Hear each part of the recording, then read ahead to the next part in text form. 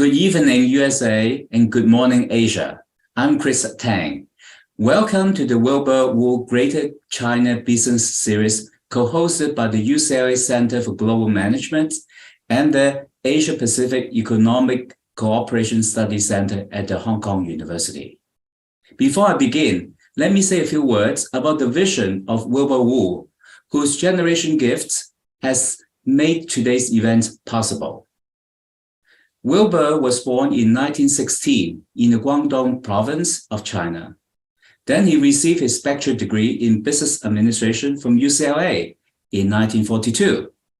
Since then, he has become a major figure in the Los Angeles business, political, cultural, and charitable arenas, and he was the vice chairman of Cathay Bank.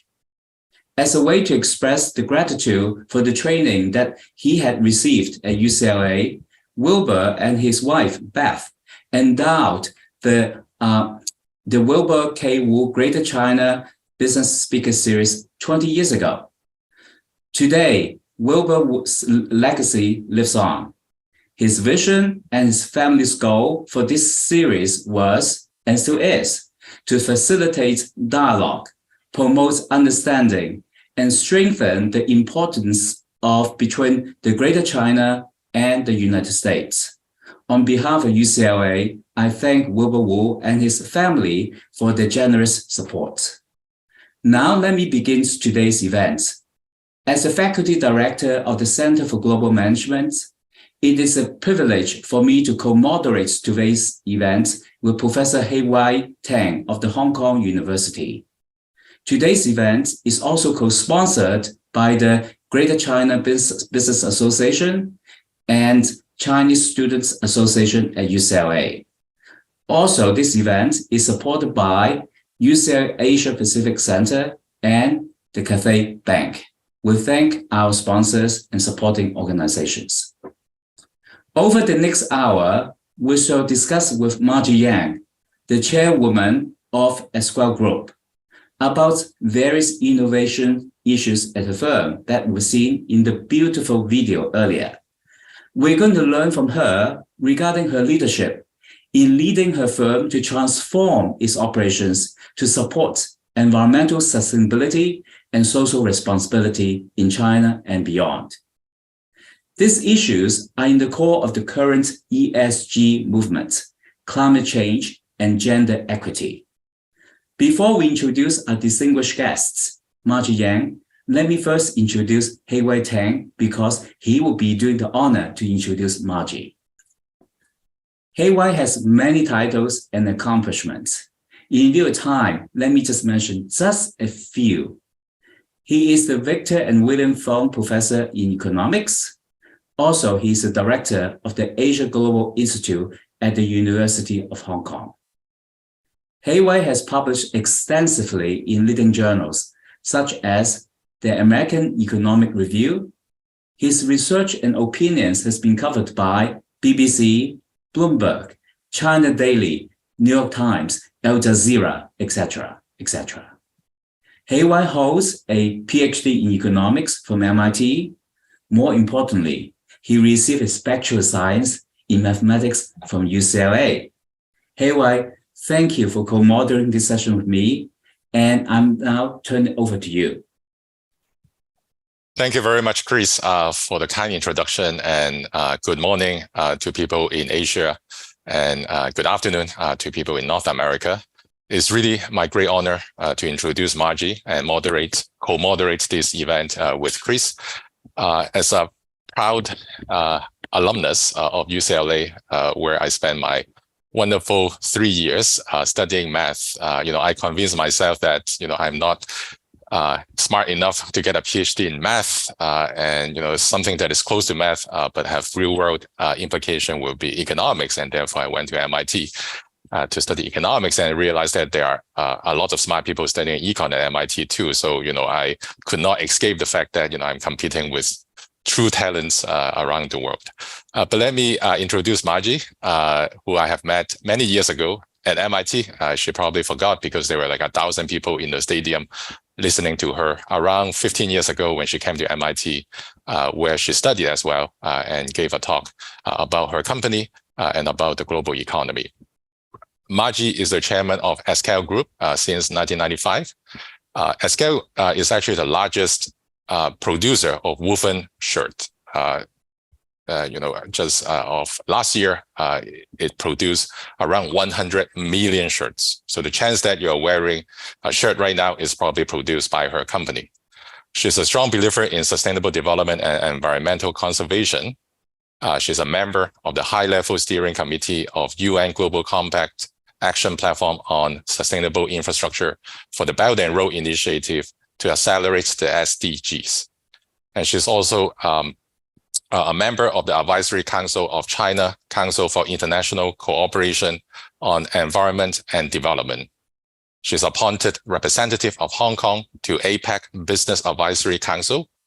She also serves as the chairman of the Seoul International Business Advisory Council with the purpose of providing advice to the mayor of Seoul, and she joined recently to the executive board of the International Chamber of Commerce, ICC.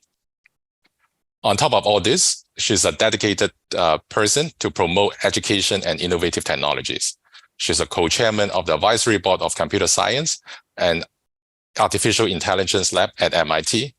She's the chairperson of the steering committee of Cool Think at JC, which is created and funded by the Hong Kong Jockey Club Charities Trust.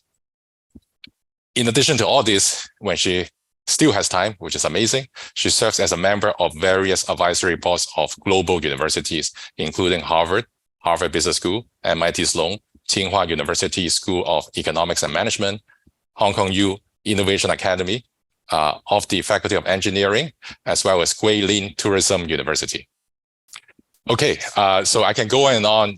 Margie's CV is 200-page long, but let me start the conversation with Margie right now. I know I have only around 20 minutes, and I'm sure there are a lot of questions for her during the Q&A. So let me start by asking a very broad and general question, and that is how important sustainability consideration is for you and your company. Why are you doing it? And how do you measure success? I think the second question is probably the most important when everyone is talking about ESG today. Well, it goes back to when I was at MIT. I was studying math, but like Heiwai, I decided later on that there are too many smart people in math. So I went and did something else. But while I was at MIT in the 70s, I read Silent Spring, Club of Rome, and Limits to Growth. And that was the period when we were all talking about this, the environment and the scarce resource we have. So I've been interested in that. And then I came back to Hong Kong, and I was working at Esquel. Well, first, when I first came back to Hong Kong, I met friends like Christine Low at Friends of the Earth. We were very young, but it's interesting that now Christine is at UST, and we're now talking about how after 50 years, we're going to work on something together, have not lost the drive when we were in our 20s. So that momentum I got when I was at MIT, or I was really scared. And today I'm even more scared because Hong Kong has just had we called it the hottest year, and look at Europe. So this is not something that is a theoretical threat. It is in something that we're going to have to face, not for our children, but for us in our lifetime. And having gone to schools like MIT or UCLA, I think we're very privileged to be able to do something about it. My father was a textile chemist. And when I first asked him about how the water was, the fish pond next to our one of our dyeing mills, the fish was dead. He said, that shouldn't happen. That doesn't have to happen. there are ways of doing it where you can preserve the water quality as well as continue with dyeing. So this is what drives, I guess it started off with fear.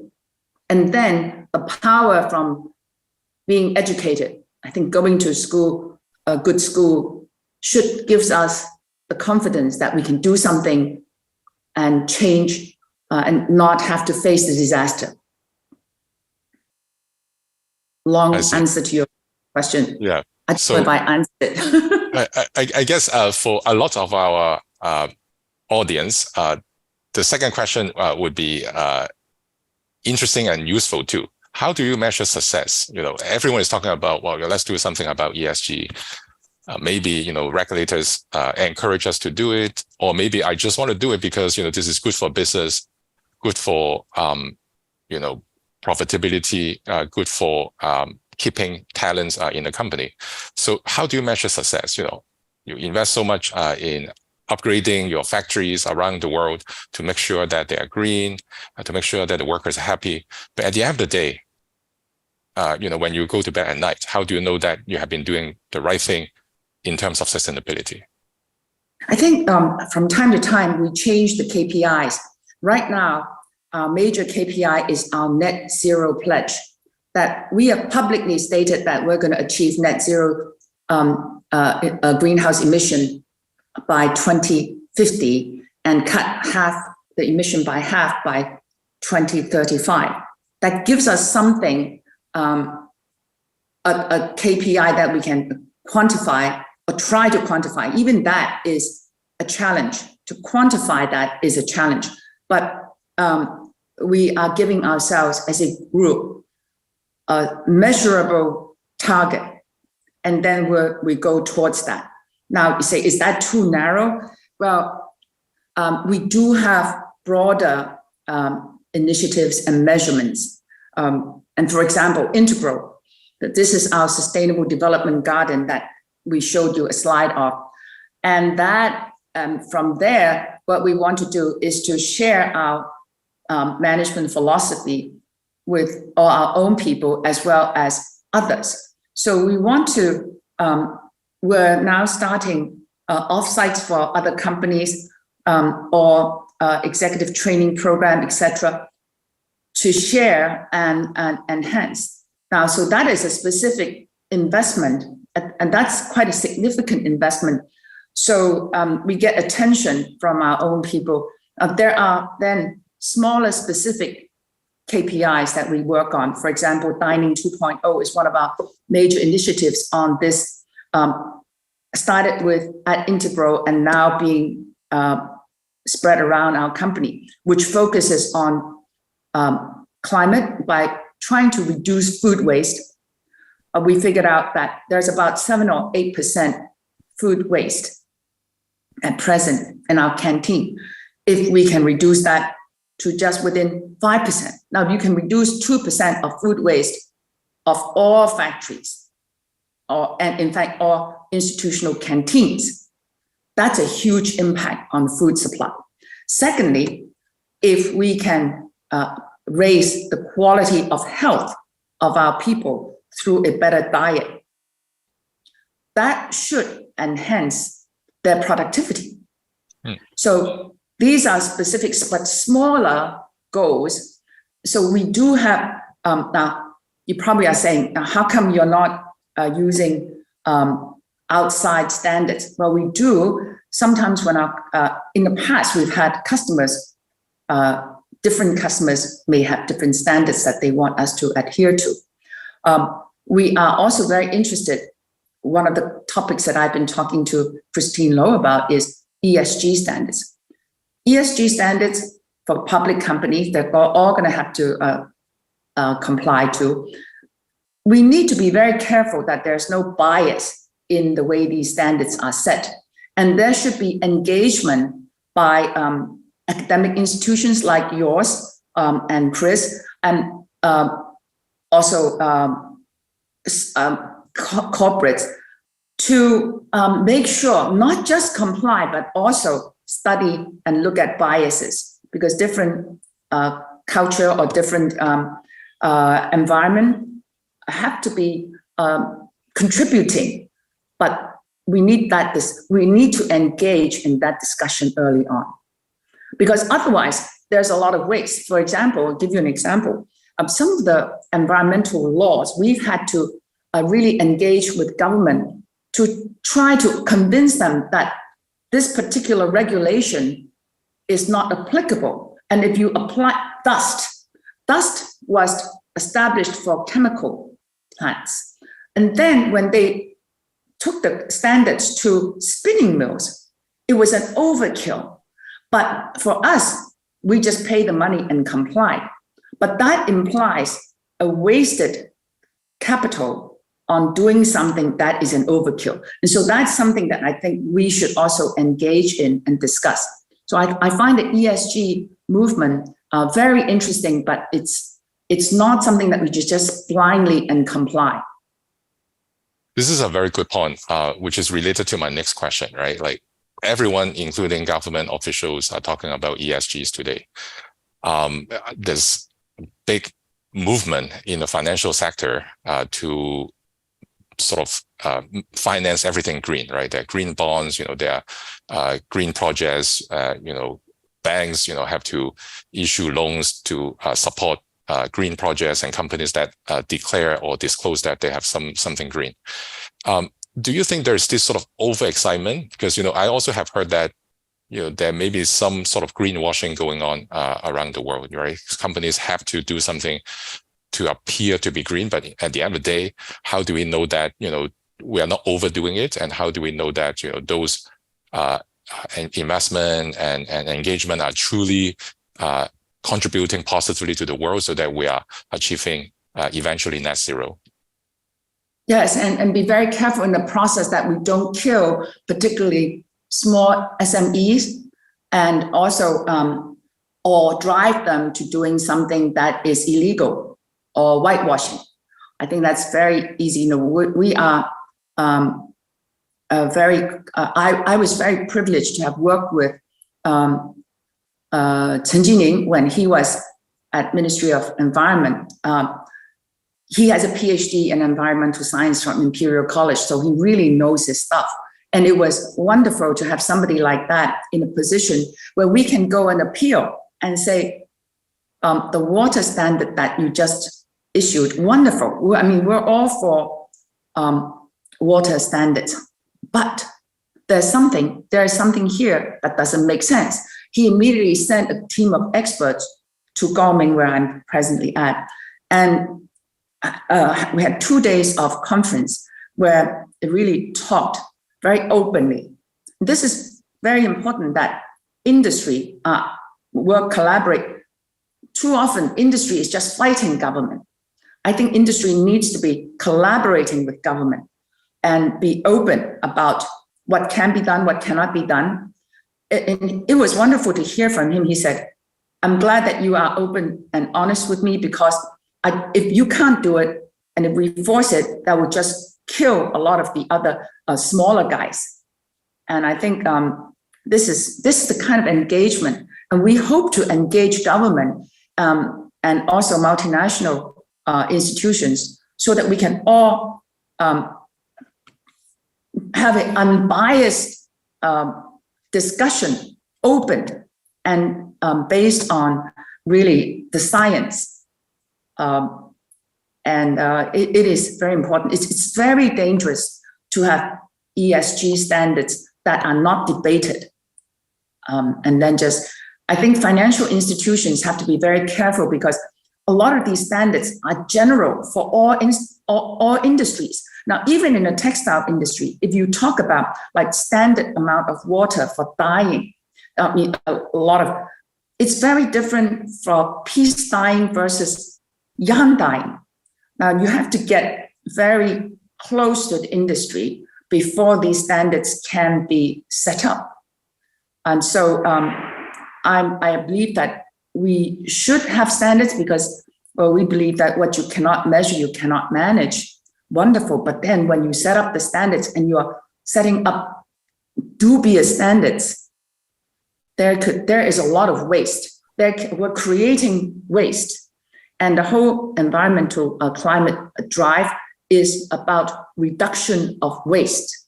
And also, we're talking about sustainability when it comes to people. The key is how to better utilize their time and how to raise their productivity. So otherwise, we're just raising the cost. And that's something that we cannot afford, whether it is a natural resource nor wealth. Because if we put the resource in to the wrong places, then the people who should benefit from it, particularly those in the bottom of the pyramid, which we need to really raise. And one of the exciting things that, I know we're going to talk about people later, is we are a company like us, we're engaging with a lot of people. And it's a question of how do we try to not waste their time or try to divert the savings from materials so that they can benefit more. These are all very insightful, Margie. So, I learned, just the past 15 minutes, right? We need to engage people in the company as well as in society so that, they support, all these sustainability activities, and they have to feel that they're not wasting your time. Another point that I learned from you just now is, there's so much heterogeneity or differences across companies, across industries. So the public sector really need to engage with the industry to understand the differences, so that we don't set sort of like a one-size-fits-all standard for everyone.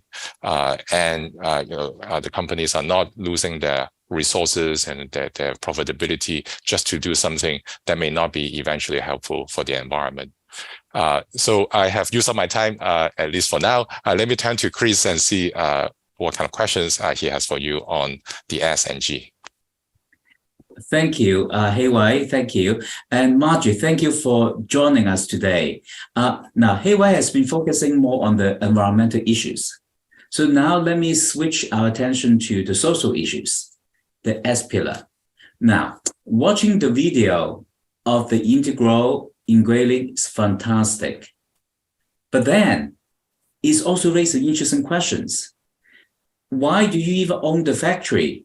As you know that most American firms, they believe in asset light. They don't want assets. And then they use maybe IT to manage the supply chain operations. But your company is very different. You have a very good vertically integrated company. Can you share with us about how do you come to this point? Why do you even own the entire end-to-end supply chain? Please. Well, so this strategy of the reason we did it at the time we chose this strategy is because we have a very stable customer base who demanded ESQ, excellence in service and quality, for them to compete. So in order to do that, we had to focus. And one thing I learned from Harvard Business School is whatever you do, you want to really do it well. Otherwise, don't do it. Now, in order to do that,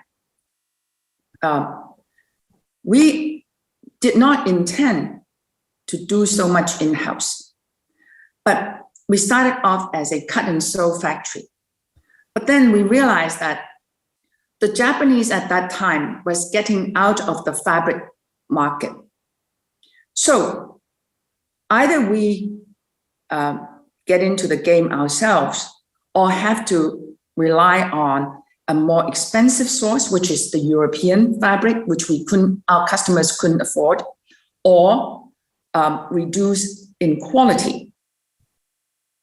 So we decided to engage and made the fabric, and it's a very well-known fabric that you all know. It's a 22-ply Oxford for that polo Oxford shirt. Ralph said, I cannot afford to raise the price to the consumer. So you find an alternative. And we did. And that's how we built this factory in Gaoming, where I am today, 35 years ago, to serve that need. So we got into that. And then what next? What other product? What is the new, a higher price product? So it was an 82 ply pinpoint. Now, with the 82 ply, it's a higher count yarn, it's a finer cotton. You need a stronger cotton, you need a stronger yarn. We tried to buy from Peru. It was very difficult. The delivery was very unpredictable.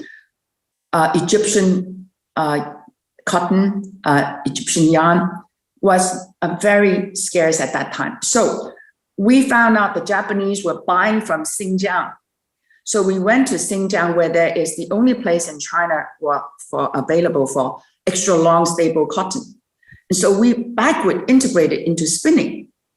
And then we realized that, well, because of the cotton collection system in China in those days, they were rewarding quantity rather than quality. So then we ended up engaging in ginning and changing the reward system for extra long stable cotton, so that cotton farmers had an incentive to go for quality rather than just quantity. And we managed to convince the government that was a better way to optimize the crop. So this was, and that was to, ultimately, it was to satisfy the need of you gentlemen for a wrinkle-free white shirt, which is the most challenging item for a shirt maker, is because men, unlike women, do not put up with discomfort. So you want a shirt that does not wrinkle.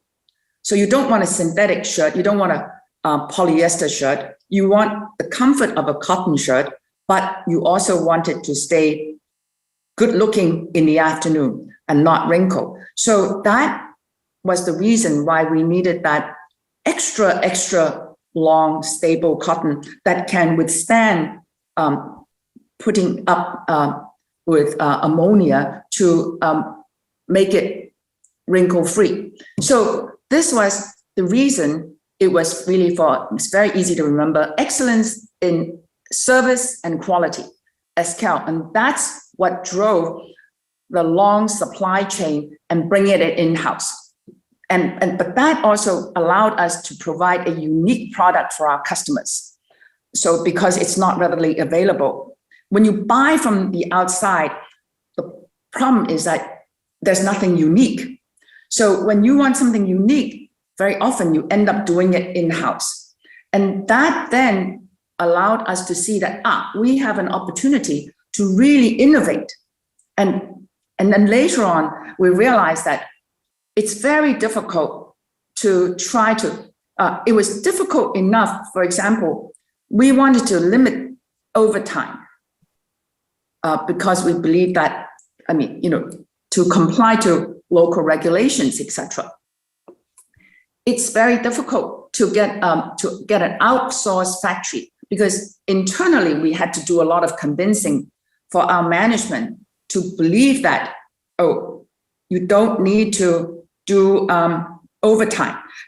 Excessive overtime, I believe, as a math major, is because of poor production planning. And very often last minute. Now, of course, there are times, for example, recent COVID, that is so unpredictable. And then when you have a large number of people, let's say 60% of your people are down, now the 40% is trying to make up for 3 days of work. That you're trying to help your customers to get their merchandise, then you go into overtime. I can see that. But on a regular long-term basis, that is not acceptable. That just means that you are unable to do the forecasting, right? Because somehow, and the IT that you were talking about can be put to use to forecast better. And thereby, reduce the uncertainty in the production and thereby reducing the necessary overtime for people. Wow, your answer is truly fascinating, very enlightening, because that would be explain why Heiwai and I were very fortunate have the wrinkle-free white shirts. So I think that's basically bringing the operations in-house that provide you the control of the availability of the supply of the good quality cotton, and also the control of the quality as well as innovation, as well as control the service and also quality as well. Now, at the same time, you also enable you for design, the better design for manufacturability because everything is in-house, and also design for reusability or and whatnot. Now, so on this note, I want to thank you. During COVID, things changed so rapidly. In the United States, where PPE shortages, were no mask. And I have no mask. And then I email you, and I was so grateful that you pivot immediately of your factory from producing shirts to produce a really high quality of reusable, washable mask that can be used for 30 days. So I still have it. It's very comfortable. So that is truly a remarkable pivot, that because you control the entire process, so you can change it rapidly. And this one, tell me how they come about and also become very successful in Singapore, even they sell in a vending machine. Can you share with us the history of that? It started off at so 2020, we were having our annual lunch at the beginning of the Chinese New Year. And a friend called and said, hey, there's a huge shortage of masks. Why don't you do a social service and you make shirts so you can make masks. I said to my friend, I'm not sure, I don't know how to make masks. I make shirts. So I sat down at lunch and I told my colleagues, I said, are we able to make masks? And different people came up with, this is wonderful when I first joined this industry, nobody would come up with volunteer ideas. And it was really wonderful to be with a group that it's almost like a startup, only startups, people volunteer ideas, because if you volunteer an idea, you may be put to task to make it happen. But there were a lot of people who volunteered ideas. And one person said, Hong Kong Poly U, we should call Hong Kong Poly U because they do a lot of research. And another person said, yes, we can, there is a possibility because the interlining in men's shirts is a non-woven. I mean, the key to this, the mask is to filter out. So woven fabric will not do it. It will have to be non-woven. And then another person said, well, the wrinkle, while we were making wrinkle-free shirts, we also make water repellent shirts material. So we can use the polymer that the functional polymers treatments that we've developed on a mask, because you're basically if you can stop the droplets from entering, so different layers. Now, then I remember specifically by February 14th, we were able to ship a mask, which was quite incredible because during the process, we also got into a lot of trouble. For example, we never realized that the loop is synthetic. So the loop around, when you put it around your ears, is synthetic, and it gets, when you dye it, it's spaghetti. So they literally had to have everybody over one weekend do what you do for your grandma when she's knitting a sweater by, manually unwinding the spaghetti. And then it was interesting because I took some masks to a nunnery that has a old age home in Hong Kong. And the abbot said, because they were running out of masks. So I brought the mask over and she said, the loop is too big. I tell you how I've been making, because they have been manually sewing masks. And she put a little bead where you can adjust the length of it. So we then immediately adopted that innovation. So it's very interesting where when you want to have a product, if you have people around that are willing to share their ideas, innovation comes very fast. So we were able to, and also because we were able to divert what was in the supply chain of a shirt supply chain to making a mask, we were able to come up with a lot of masks that was necessary. Now, what I learned in the process was also one of the reasons why I am so concerned about standards is all the labs that we took the mask to be tested, they are set up for single-use masks. They are not able to test masks that are reusable.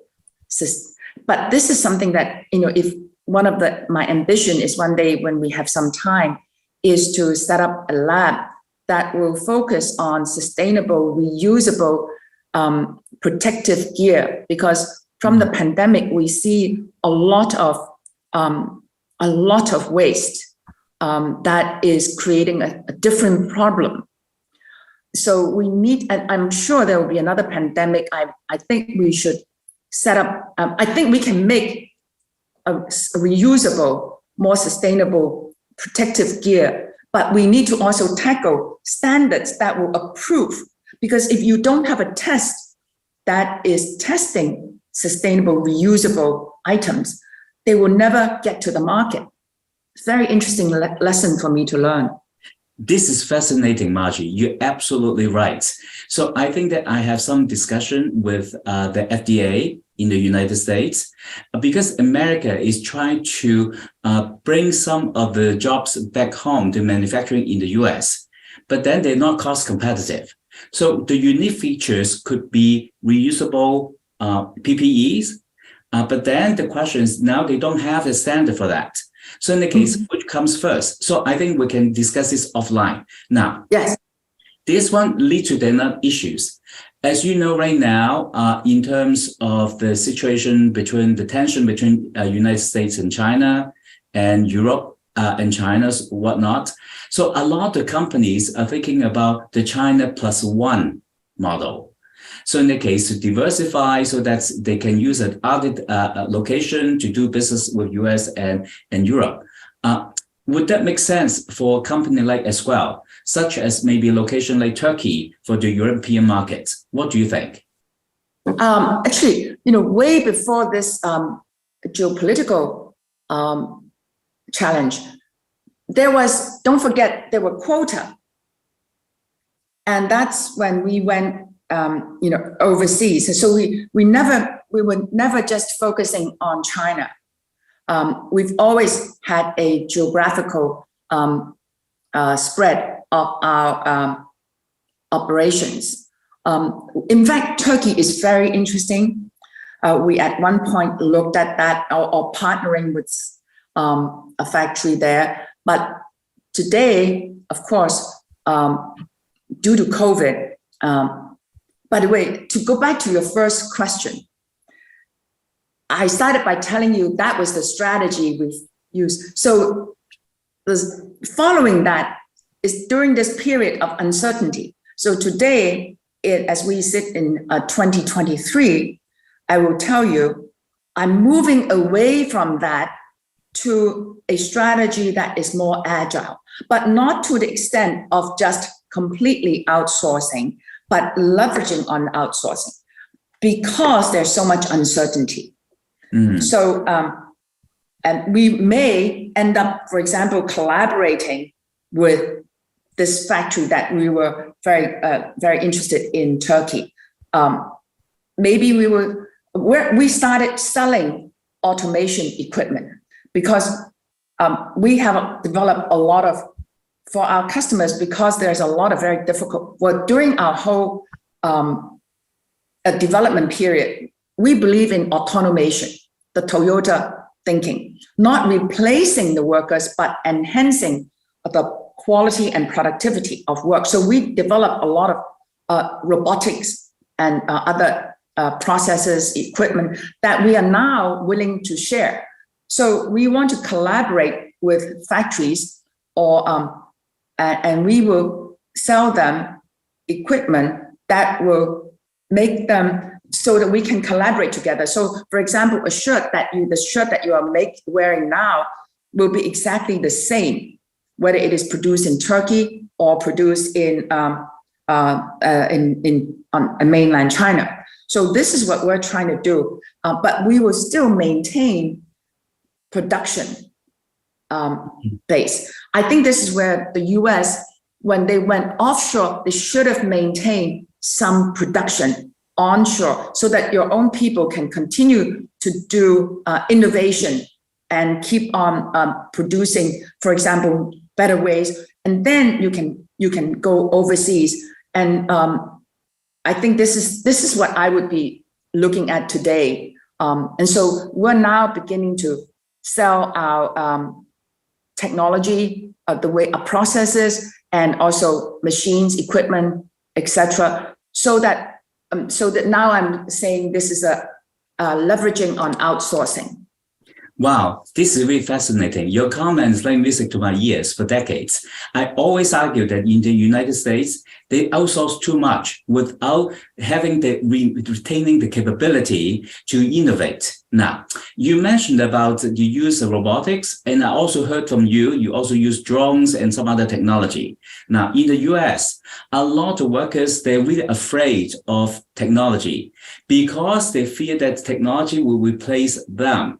Now, in Esquel, how do you make sure that your employees continue to be productive and yet they also embrace a new innovation, new technology? How do you make them embrace innovative ideas and also adopt technology? How do you do that? How do you foster trust?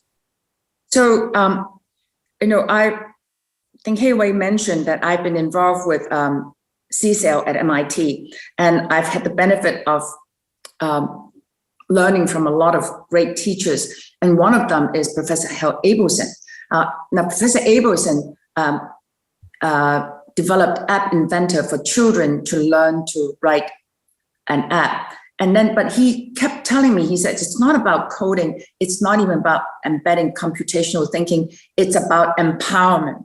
So I brought this concept to Esquel. We have a program called We Can Code, You Can Code. The idea is if we can convince, and this is a little bit tricky, but I would do it like this. I would say to a woman, a worker, younger ones are easier, but it's the older, let's say women, because everybody will tell you you can't teach a 45-year-old woman any technology, which I'd like to disagree. So you go up to the 45-year-old woman and you say, does your son wave his phone in your face and tell you, Mom, you are a dinosaur, you are outdated, because I know how to use this phone?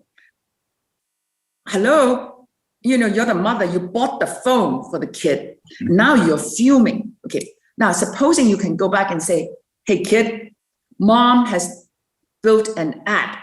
Now, you now feel you're back in the, I'm back. Don't tell me I'm a dinosaur.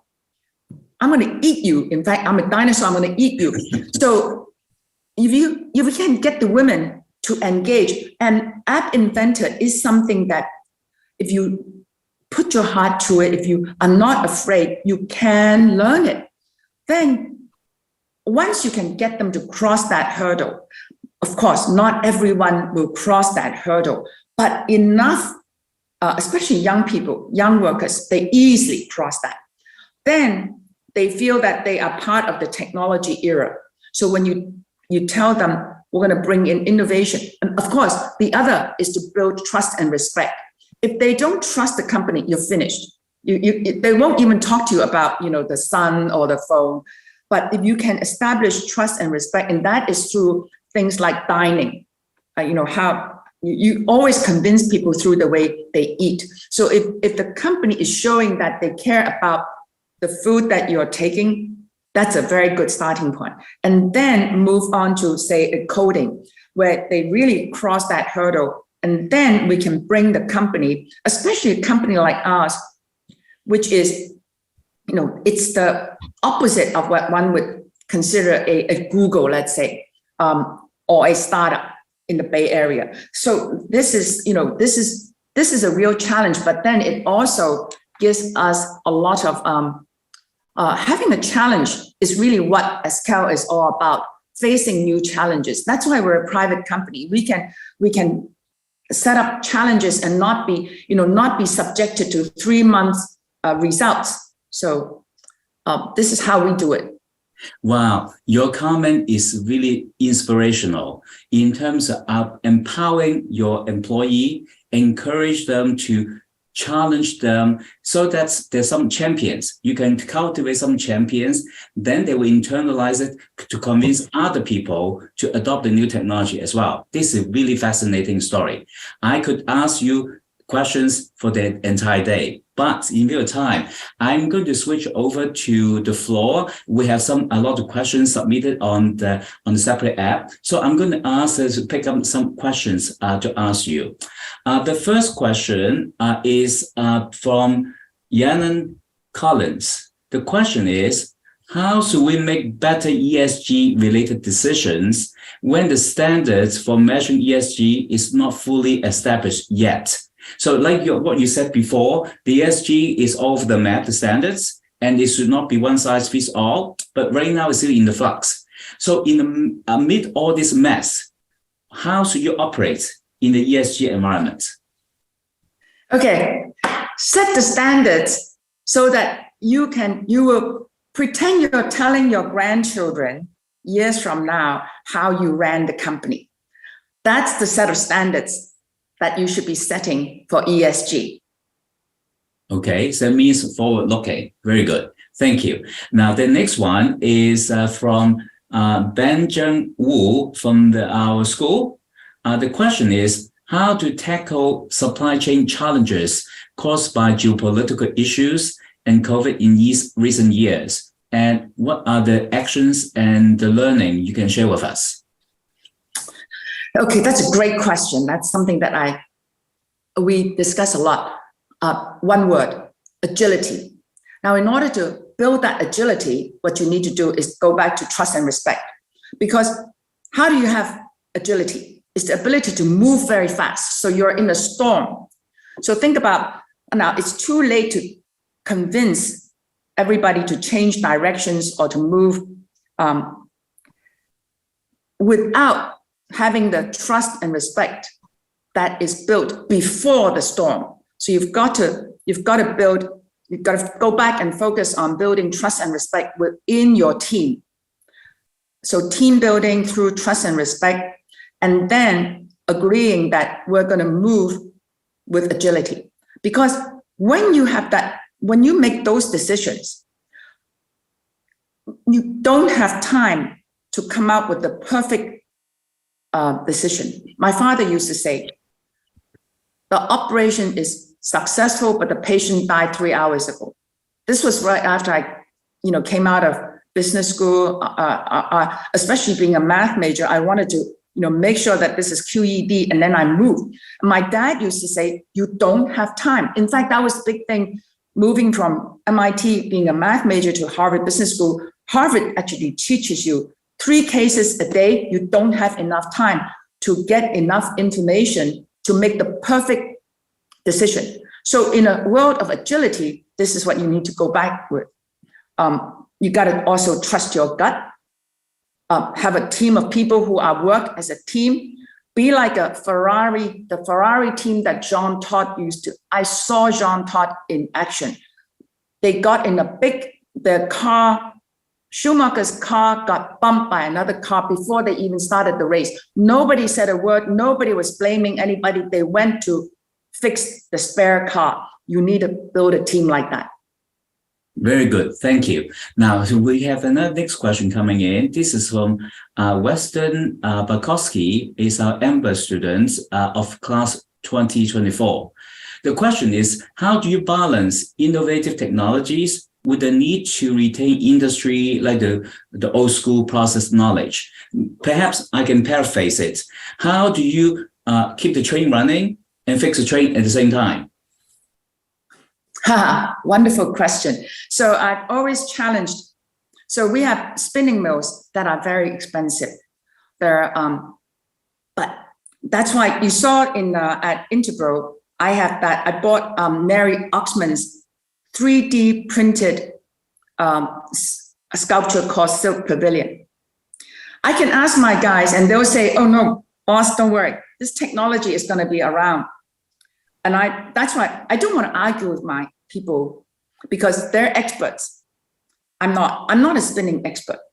So I buy this piece of sculpture that's in the middle of Integral, that's 3D printed. Basically, the message is, hello, guys. They can print that. They can also print a shirt at home. Everything, all our CapEx is finished.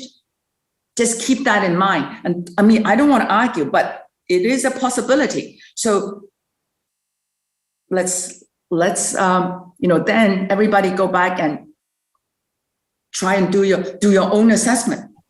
So that's how I tackle it. That's wonderful. That means that you use a physical object to remind people, whether you like it or not, the technology is there. So in that case, we have to keep in mind, how do we actually facilitate change? That is excellent. Now, so I think that is, in your time, I'm going to ask one question. We cannot not ask you this before we let you go. Our students always look to the leaders like yourself. What is your advice for our students as a female business leader in Asia and beyond? What is your advice for our students to aspire to become leaders in the future? So, one, especially for women and Asian women, number one, believe in yourself. Number two, learn to confront early. Learn to confront early on. Don't wait till the moment you're going to blow. Third point, watch all Michelle Yeoh movies. She won the Golden Globe. She just won the Golden Globe. That's right. But watch the movies.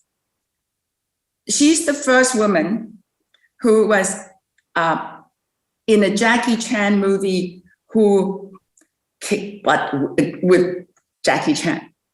Now, she got up and killed the villain in that movie with a Korean, guy who's much bigger than her, who's also the hero.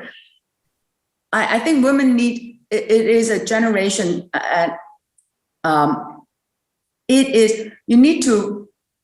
we need to believe that we can, as Michelle said in her award receiving speech, we need to believe in ourselves. And that I think that, it's a privilege for me to have this opportunity to see a whole generation of women who are so well educated, and we really have to believe in ourselves and not apologize for having. My daughter says, not apologize for having been born a daughter.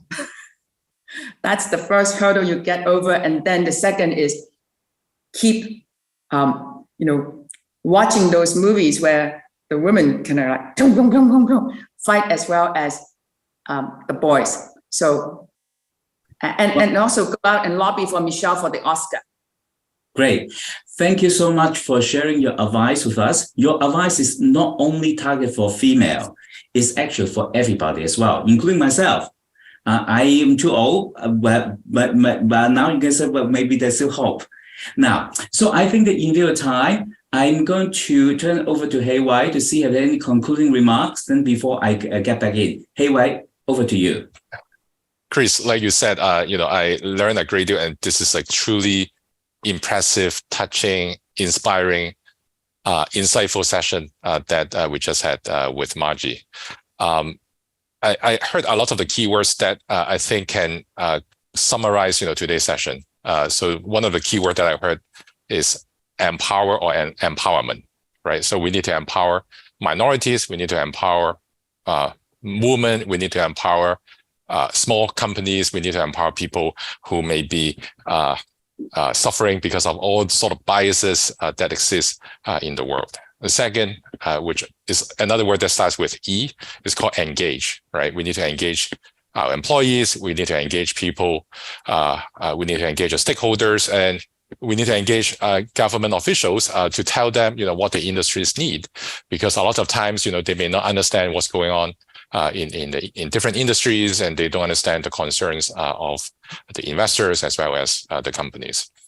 The third keyword is belief. Believe in yourself and don't be afraid to confront early. I mean, this is like a very truly important message for myself as well. And finally, leverage on outsourcing. Globalization is not dead. I think, there are still a lot of exciting developments in globalization. Companies like Esquel has been doing the right thing to embrace globalization, to try to use outsourcing to make themselves more agile. So these are the four main messages. I can keep on and on. I know time is short, and I should turn the ball back to you, Chris, or to Margie. Thank you, Heiwai. Wow, you summarized so well, then it's difficult for me to add anything else. But maybe I give it a try. So I think that I also learned from Margie about in terms of the future is always uncertain. You never know what is going to hit you next. In order to prepare you for the storm, that you don't know when it's going to come in and how the scale, the scope, and whatnot. You need to build trust and respect with your team, such that whatever comes, come what may, you can actually mobilize the team to actually confront the new issues. So that's point number one. You need to build the trust and respect with your team such that you can prepare for the future. That's point number one. Then point number two is that because of the uncertainty in the future, your organization must be agile. If you cannot be flexible, you are not going to survive in the new world, right? How to maintain the agility? So as well, starting with a stable environment, stable customer base, then you can use the in-house control production such that you can deliver that kind of service and quality. But as time evolves, as uncertainty evolves, so now as well as thinking about a hybrid model. In that case, you still maintain the same process. That you can actually leverage this process, take technology, then you can maintain the consistency of the service and quality. But then yet, you still have to do something in-house to ensure that your company continue to innovate. So that's what I learned. So Margie, any final advice for all of us? I guess it's that while we are afraid of decoupling, we must remember that we as individuals do not have to decouple. We have tremendous network of friends, and we must maintain those bridges. And it's just a matter of how we collaborate differently, but the collaboration and friendship and trust and respect, regardless of our country of origin, it is friendship, trust, and respect that is going to get the human race to conquer the challenges that we have ahead of us. So thank you so much for having me. I'm really grateful for this opportunity. Thank you so much for sharing your wisdom, Thank you. your advice, and your insight with all of us. It is a privilege for us to really learn from you with few decades of experience and insight and wisdom. And your integral facility in Guilin is really show that it's really the world class. So this is really a wonderful exhibition of how China and Chinese firms can innovate, and also in terms of caring about the environmental issues and social issues and innovation issues. So on this note, on behalf of UCLA and Hong Kong University, we want to thank Marjorie Yang for spending the really precious time with us so that we can learn how we can actually confront the future as well. So on this note, I also want to thank the audience to this evening, and really thank you very much for the privilege of your time. Thank you.